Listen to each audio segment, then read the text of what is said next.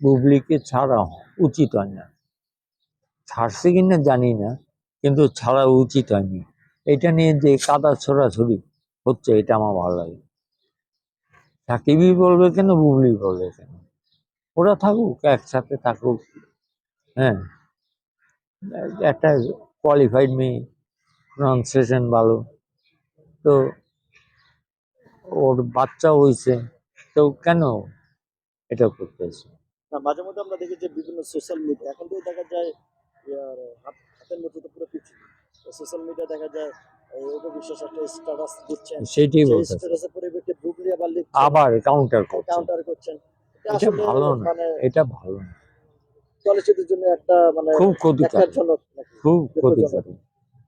আমি যার জন্য বসে বসে ঘরে যখন যাই রাতে, আমার অনেক বড় স্ক্রিন টেলিভিশন, তো বায়োগ্রাফি দেখি একই ধরনের, বিশেষ করে পাকিস্তানের গুলি আগে দেখি।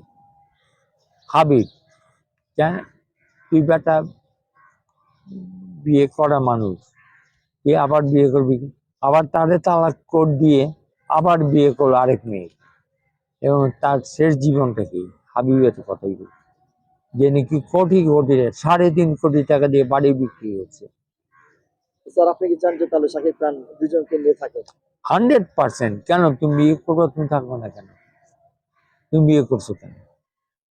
শাকিব খান কেন এরকম বলছেন এখনো মিডিয়ার সামনে যে আসলে আমি তাদেরকে নিয়ে এটা তো তার ব্যাপার, আমার আমরা যা দেখি শুনি, তাতে মনে হয়, আমার মনে হয়, আমি কারোর কথা বলি না, আমার মনে হয় সাকিবের দুজনকে নিয়ে যদি থাকতো তাহলে ভালো হতো, তাহলে কাদা ছড়াছড়ি হতো না। আর আপনারা যারা এই এই ইউটিউবে দেন, তাদেরও একটু সংবরণ করা উচিত। আপনারা যা দেন সব যে সত্যি কথা দেন, এমন সব খালি আপনারা বাজে জিনিসটাই তুলেন আগে। কেন? আপনাদেরও তো আপনারা সুন্দর হন, শিক্ষিত হন, সুস্থ হন, ভালো না, এগুলো ভালো না, এগুলো কারোরই ভালো না, আমারও ভালো না। আমি যদি এরকম করি, আমার নিজেরটাও ভালো না।